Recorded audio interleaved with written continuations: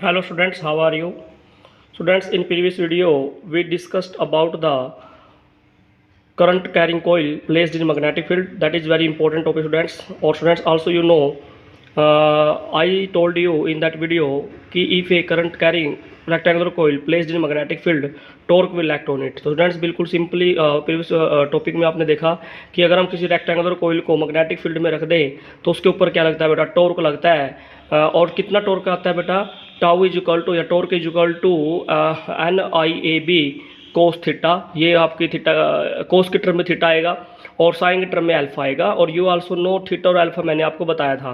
तो students based on that principle students यहाँ पे हमने एक डिवाइस बनाई है, that is moving coil galvanometer. Students इस यूनिट के अंदर जो ये आपकी magnetic effect of electric current है, इसमें एक तो टॉपिक है आपका साइक्लोट्रॉन और अनदर टॉपिक बेटा moving coil galvanometer. Both topics are very very most important from the point of exam या बोर्ड एग्जाम। ओके, तो स्टूडेंट्स ये दो टॉपिक आपने अच्छी तरह से करनी है क्योंकि ये 5 मार्क्स में आपके आते हैं और आज तक कोई भी ऐसा बोर्ड एग्जाम नहीं था जिसमें ये टॉपिक नहीं आया। आप प्रीवियस पेपर्स भी देख सकते हो। तो जो साइक्लोट्रॉन है वो टॉपिक और ये आज जो हम कर रहे हैं मूविंग कॉइल गैल्वेनोमीटर, तो ये दोनों टॉपिक आपने अच्छी तरह से करने हैं, ठीक है। तो स्टूडेंट्स देखिए यहाँ पे डायग्राम आपका बोर्ड पे बिल्कुल क्लियर दिखाई दे रहा है। तो before that first of all हम ये पता करते हैं कि what is moving coil galvanometer. फिर हम बात करेंगे इसका प्रिंसिपल क्या है, फिर हम बात करेंगे इसकी कंस्ट्रक्शन क्या है, फिर हम इसकी वर्किंग की बात करेंगे और कुछ सेंसिटिविटी की बात करते हैं, ठीक है जी। तो लेट्स स्टार्ट दिस टॉपिक।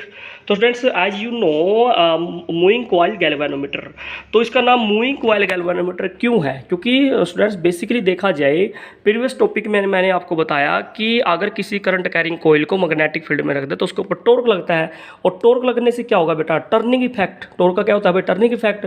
और टर्निंग इफेक्ट मतलब वो कॉइल क्या करेगी, रोटेट करेगी मैग्नेटिक फील्ड के अंदर। बिल्कुल सिंपल सा मीनिंग है students, moving coil galvanometer. Moving मतलब मूव करेगी, कॉइल मतलब रेक्टेंगुलर कॉइल, गैल्वेनोमीटर जस्ट एक डिवाइस का नाम है जो हमने बनाई है उस प्रिंसिपल पे। तो बेसिकली ये डिवाइस करती क्या है या क्या काम करती है, तो it is a device use to detect small current. कहाँ पे यूज करेंगे गैल्वेनोमीटर को, मूविंग कॉइल गैल्वेनोमीटर को? It is a device use to detect small current, use to detect small current. Basically देखा जाए हम एमीटर से भी करंट मेजर करते हैं, ओके, मल्टीमीटर से भी हम करंट मेजर करते हैं, ओके। तो ये सारी डिवाइसेस क्या है, करंट मेजर करने की डिवाइसेस हैं। बट मूविंग कॉइल गैल्वेनोमीटर क्या है, एक ऐसी सेंसिटिव डिवाइस है जो स्मॉल करंट को भी मेजर कर सकती है, ओके। अब बात करते हैं कि इस डिवाइस का प्रिंसिपल क्या है। बेसिकली प्रिंसिपल वही है बेटा जो हमने प्रीवियस वीडियो में डिस्कस किया। क्या था वो प्रिंसिपल कि if current carrying coil placed in magnetic field torque will act on it. Principle क्या है बेटा, बिल्कुल लिख लेते हैं। प्रिंसिपल क्या है इस डिवाइस का, बिल्कुल सिंपल है। If A current carrying rectangular coil, if a current carrying rectangular coil placed in magnetic field, torque will act on it, इस पे क्या लगेगा बेटा, टॉर्क लगता है। क्या लगता है बेटा, इसके ऊपर टॉर्क एक्ट करता है, ओके। तो if a current carrying rectangular coil placed in magnetic field torque will act on it, this is the principle of this device. Basically torque लगने से क्या होगा, ये रेक्टेंगुलर कोइल क्या करेगी भाई, रोटेट करेगी। बट ये चलो ये तो हमें पता है कि टॉर्क से रोटेशन आएगा, तो बेटा करंट कैसे डिटेक्ट करेगी, वो हमारा मोटिव है इस वीडियो में। तो देखते हैं वो क्या होगा। प्रिंसिपल यही था आपका। तो बिफोर गोइंग दैट पहले हम इसकी कंस्ट्रक्शन पार्ट डिस्कस कर लेते हैं कि इस डिवाइस को बनाने में क्या क्या यूज हो रहा है, ठीक है। कंस्ट्रक्शन बेसिकली देखा जाए it consist of a copper coil having a number of turns. देखिए यहाँ पे देखिए रेक्टेंगुलर कॉपर कोयल जाइए, this one like this one 1 2 3 4। तो ये जो ABCD है जो दिस इज रेक्टेंगुलर शेप कोयल है, कॉपर की बनी होती है। भाई किसकी बनी होती है, ये कॉपर की कोयल होती है। You can say that copper coil having a number of turns. ये क्या है, नंबर ऑफ टर्न्स बहुत सारे हैं, बहुत सारे रेक्टेंगुलर कोयल दिखाई हुई है मैंने, having a number of turns wound over a non metallic frame. बेटा ये जो कॉपर कोयल है या कॉपर की जो इंसुलेशन की है हमने, वो किसके ऊपर रखी हुई है, एक नॉन मैग्नेटिक फ्रेम लिया। जैसे एल्यूमिनियम है, एल्यूमिनियम ये मान लीजिए कोई एल्यूमिनियम फ्रेम है, ओके। तो ये एल्यूमिनियम क्या है, एक नॉन मैग्नेटिक फ्रेम है, इसके ऊपर कॉपर की क्या किया भाई, इंसुलेशन किया हमने। क्या किया, कॉपर की इंसुलेशन की है। इट मीन्स कॉपर को वाउंड किया गया उस नॉन मैग्नेटिक फ्रेम के ऊपर। ओके। फिर उस रेक्टेंगुलर कोयल को सस्पेंड किया गया, लटकाया गया। देखो ये लीजिए, ये कॉपर कोयल है ABCD रेक्टेंगुलर कोयल, इसको सस्पेंड कर दिया गया है। देखो एक वायर के थ्रू सस्पेंड किया गया है। देखो ये वायर है, ये यहाँ से लेके ये बिल्कुल ऊपर तक गई है, इस वायर से सस्पेंड किया गया है। तो it is suspended from a torsion head. तो this is the torsion head. Torsion head मतलब कोई भी स्पोर्ट है मान लीजिए, उससे लटका दिया है इसको, तो दैट इज टोरिजन हेड। तो it is suspended from torsion head by means of phosphor bronze strip. तो ये कौन सी वायर है बेटा, एक प्रकार से जो ये वायर है ये फॉस्फर ब्रॉन्ज की है। किसकी वायर है बेटा, ये phosphor bronze wire. Okay, phosphor bronze wire से सस्पेंड किया गया है इस रेक्टेंगुलर कोयल ABCD को। और ये रेक्टेंगुलर कोयल कॉपर की ये इंसुलेशन है। किसके ऊपर वाउंड किया गया है इसको भाई, इसको वाउंड किया गया है non magnetic frame that is aluminium. Okay, अब बात करते हैं इसको सस्पेंड किया गया बेटा किससे, फॉस्फर ब्रॉन्ज स्ट्रिप से सस्पेंड किया गया है।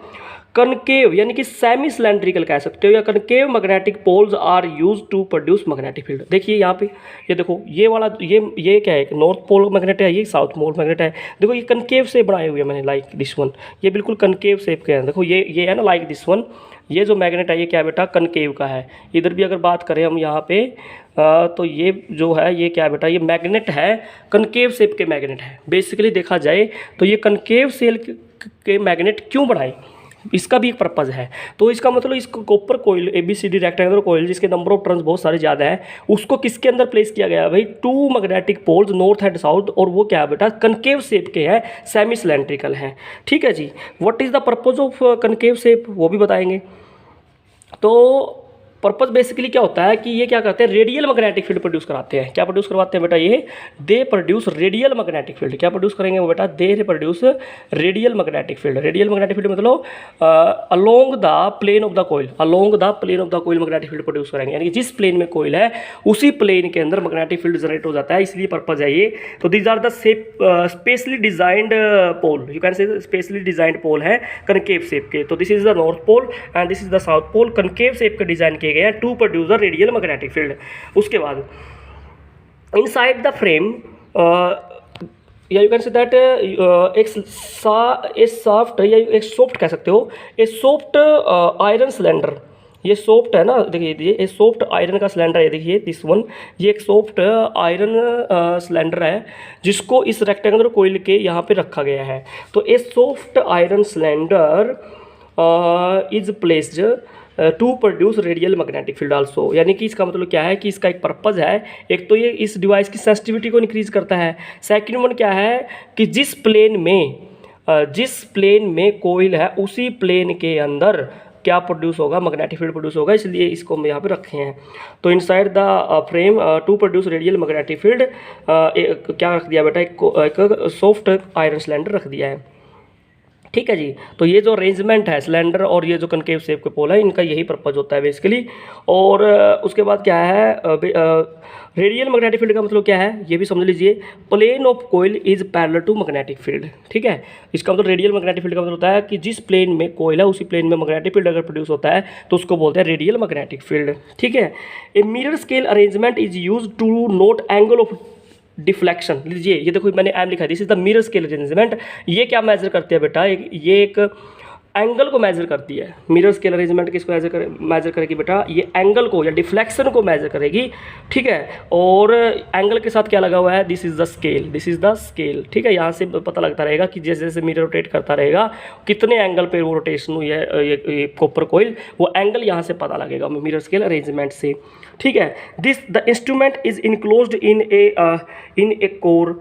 ठीक है, ये देख लीजिए, ये इस पूरी डिवाइस को किस एक बिल्कुल कोर से साथ बिल्कुल इनक्लोज किया गया है। ये देखो मैंने पूरी डिवाइस को क्या कर दिया, देखो यहाँ से लेके इनक्लोज कर दिया है पूरी डिवाइस को। ठीक है, एक कोर के अंदर। ठीक है जी, तो instrument is enclosed in A core. तो दिस इज़ द बेसिकली देखा जाए ये एक आपकी कंस्ट्रक्शन है। और ये क्या है भाई, लेवलिंग स्क्रू है, लेवलिंग करने के लिए स्क्रू बना दिए आपने। ठीक है, ये टोरिजन है, सॉरी एक रोटेशन करके मतलब सेट कर सकते हैं हम डिवाइस को। तो अब हम बात करते हैं बेटा वर्किंग की, ये डिवाइस वर्क कैसे करती है। कंस्ट्रक्शन आपने पढ़ ली, वर्किंग की बात कर लेते हैं, इस डिवाइस की वर्किंग क्या है। देखो सबसे पहले मान लेते हैं कि जो रेक्टेंगुलर कोयल है, देखो ये मान लीजिए, मान के चलते हैं पिछले वाले टॉपिक को ले लें, अगर ये मान लीजिए कि रेक्टेंगुलर कोयल है, ओके, तो इस कोयल की लेंथ कितनी थी L और B क्या थी इसकी ब्रेड्थ, ओके। और अगर इस कोयल का एरिया की बात करें तो एरिया कितना आ जाएगा बेटा, लेंथ इनटू ब्रेड्थ इसका एरिया आ जाएगा, ओके। और मान लेते हैं कि स्मॉल एल क्या है, नंबर ऑफ टर्न्स इस कोयल के, कितने नंबर ऑफ टर्न्स है देखिए 1 2 3 4 5, तो these are the number of turns, ठीक है। तो ये मान के चलते हैं सबसे पहले।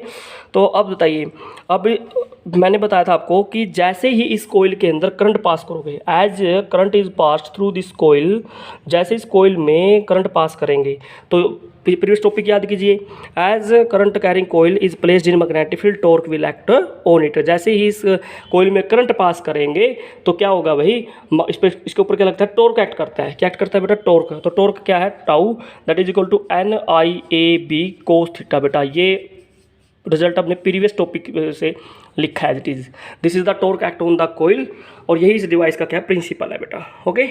अब बताइए यहाँ पे अभी मैंने क्या किया है, मैंने यहाँ पे सॉफ्ट आयरन का सिलेंडर रखा है, सॉफ्ट आयरन कोर का, और कनकेव शेप के पोल रखे हैं। क्यों? क्योंकि रेडियल मैग्नेटिक फील्ड है, और रेडियल मैग्नेटिक फील्ड क्या है, plane of coil is parallel to magnetic field. इसका मतलब थीटा इज इक्वल टू 0। जिस प्लेन में कोयल पड़ी है उसी प्लेन के अंदर मैग्नेटिक फील्ड प्रोड्यूस हो जाता है, इसलिए यहाँ पे थीटा कितना हो जाता है बेटा, 0 हो जाता है। तो torque is equal to NIAB, angle कितना 0, क्योंकि plane of coil is parallel to magnetic field. Cos 0 बेटा 1 हो गया, तो टॉर्क कितना हो जाता है बेटा, NIAB। This is the torque acting on the coil, this is the torque acting on the coil. और इस कोयल पे अगर टॉर्क लगता है तो टॉर्क का इफेक्ट क्या होता है बेटा, टर्निंग इफेक्ट। टॉर्क का कौन सा इफेक्ट होता है बेटा, टर्निंग इफेक्ट। तो as coil rotate restoring torque is set up. अब देखो बिल्कुल सिंपल सी बात करते हैं, ये टॉर्क लगता है आपका, लिख लेते हैं यहाँ पे हमारा कोयल पे टॉर्क कितना एक्ट कर रहा है बेटा, यहाँ पे लिख लेते हैं torque is equal to NIAB। लीजिए ये टॉर्क एक्ट करता है, बिल्कुल सिंपल सी बात है। अब देखिए मान लीजिए, देखो ये कोई सिंपल सी बात करते हैं, मान लीजिए ये कोई कोयल है, ठीक है। इसको किसी थ्रेड के साथ अगर हम सस्पेंड कर दें, तो अगर इसको रोटेट करें, देखो ऐसे रोटेट कर दें, तो एक बार तो ये रोटेट करेगी, लेकिन ये वापस भी आएगी, ऐसे वापस भी आएगी। तो ये देखो रोटेशन की वजह से कोई भी बॉडी अगर रोटेट करती है, आप देख लेना, किसी रस्सी को रोटेट करके देखो ऐसे, लाइक दिस वन, जब इसको ऐसे रोटेट करोगे तो थोड़ी देर के बाद ये वापस बैक भी आती है। तो जब ये इस पर टॉर्क लगता है तो इसे बोलते हैं रोटेशन इफेक्ट, और जब ये वापस आती है तो उसे बोलते हैं रिस्टोरिंग टॉर्क। क्या बोलते हैं उसको, रिस्टोरिंग टॉर्क बोलते हैं। तो जैसे कोई रोटेट करेगी तो रिस्टोरिंग टॉर्क इज सेटअप, क्या कितना सेटअप हो जाएगा भाई, रिस्टोरिंग टॉर्क भी सेटअप हो जाएगा। तो मान के चलते हैं let us small k is restoring torque, small k क्या भाई, रिस्टोरिंग टॉर्क मान के चलते हैं, small k is restoring torque per unit angle of twist, per unit angle of twist, that is k, small k मान के चले यहाँ पे। और मान के चलते हैं थीटा क्या है, theta is angle of deflection. मतलब क्या है इसका, कि जैसे इस कोयल के ऊपर टॉर्क लगेगा, टॉर्क का क्या है, टर्निंग इफेक्ट, तो ये कोयल जो थ्रेड से या किसी वायर से, स्ट्रिप से लटकाई हुई है, ये ऐसे रोटेट करेगी, कोयल ऐसे रोटेट करेगी, लाइक दिस वन, ऐसे रोटेट करना शुरू कर देगी, ठीक है, PABCD ऐसे ही, ठीक है। जैसे मोटर के टॉपिक में आपने पढ़ा है, जनरेटर के टॉपिक में, तो ये रोटेशन हो जाएगी, रोटेट करेगी तो एंगल चेंज होगा इसका। तो थीटा क्या भाई, मान लीजिए रोटेशन करगी थीटा एंगल से, कितने एंगल से रोटेट करगी भाई, थीटा एंगल क्या इसमें, डिफ्लेक्शन है भाई। और k क्या है यहाँ पे, restoring torque per unit angle of twist, कि कितने एंगल रोटेशन से, कितना एंगल रोटेट करने से कितना रिस्टोरिंग टॉर्क डेवलप हुआ, that is called restoring torque per unit angle of twist, ठीक है। तो अब देखिए बिल्कुल सिंपल सी बात करते हैं,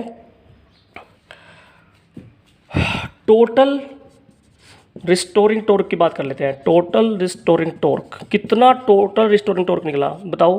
देखो व्हाट इज के क्या है भाई, यहाँ पे restoring torque per unit angle, ये क्या है भाई, restoring torque per unit angle. और मैं अगर एंगल से मल्टीप्लाई कर देता तो एंगल से एंगल कैंसिल हो जाएगा, तो क्या निकल जाएगा, टोटल रिस्टोरिंग टॉर्क निकल जाएगा। This is your total restoring torque, ये टोटल रिस्टोरिंग टॉर्क आपका, ठीक है। This is your total restoring torque. और एक टॉर्क आपका पहले भी आया है, ये आपका मैग्नेटिक फील्ड में रखने की वजह से आया है, ये आपका रिस्टोरिंग टॉर्क डेवलप हुआ है। दोनों क्या है भाई, टॉर्क है, दोनों क्या है, टॉर्क है बेटा। तो applied torque is equal to restoring torque, जितना अप्लाइड टॉर्क होगा उतना ही क्या होगा, रिस्टोरिंग टॉर्क होगा, डेवलप हो जाएगा, पिछली बात है, ठीक है। तो अगर आपने वो याद हो, जैसे हम उस स्प्रिंग के केस में करते हैं, ठीक है ना, बैक आता है वो, तो उसके अंदर रिस्टोरिंग फोर्स डेवलप होता है, सिमिलरली रिस्टोरिंग टॉर्क डेवलप हो गया यहाँ पे। तो अब दोनों टॉर्क को इक्वेट कर दीजिए, वन इज NIAB और another another torque is K theta, another torque is K theta.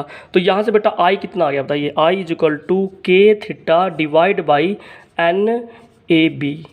तो this is the current, this is the current okay in the galvanometer. ठीक है, अब बिल्कुल सिंपल सी बात करते हैं आपके साथ। मैं देखो के कांस्टेंट है, नंबर ऑफ टर्न्स कांस्टेंट है, एरिया कांस्टेंट है, मैग्नेटिक फील्ड कांस्टेंट है, तो ये सारा क्या है, कांस्टेंट पैरामीटर है। तो इसको मैं जी मान लेता हूँ, क्या मान लेता हूँ इसको, जी। तो करंट किसके डायरेक्टली प्रोपोर्शनल हो गया भाई, थीटा के। ठीक है, तो जी की वैल्यू क्या मानी है मैंने, के एन ए बी, ये आपका जी है, कांस्टेंट पैरामीटर है। तो यहाँ पे देखो बिल्कुल सिंपल वही बात आ गई ना, मैं कह रहा था कि ये डिवाइस कैसे करंट बताएगी, वो बात कर रहे थे। तो मैंने बिल्कुल क्लियर कर दिया है। यहाँ से देखो थीटा गया यहाँ पे एंगल ऑफ डिफ्लेक्शन, और एंगल कहाँ से मेजर करेंगे, मिरर स्केल अरेंजमेंट से एंगल मेजर करेंगे। तो जितना एंगल होगा उतना ही क्या होगा, उस डिवाइस में करंट होगा। इसका मतलब ये डिवाइस एंगल बेस्ड है, जितना डिफ्लेक्शन होगा, डिफ्लेक्शन के साथ एंगल चेंज होगा, जितना मोर is the angle more is the current. तो यहाँ पे एंगल का किसके साथ करंट हो गया भाई, करंट के साथ रिलेशन हो गया।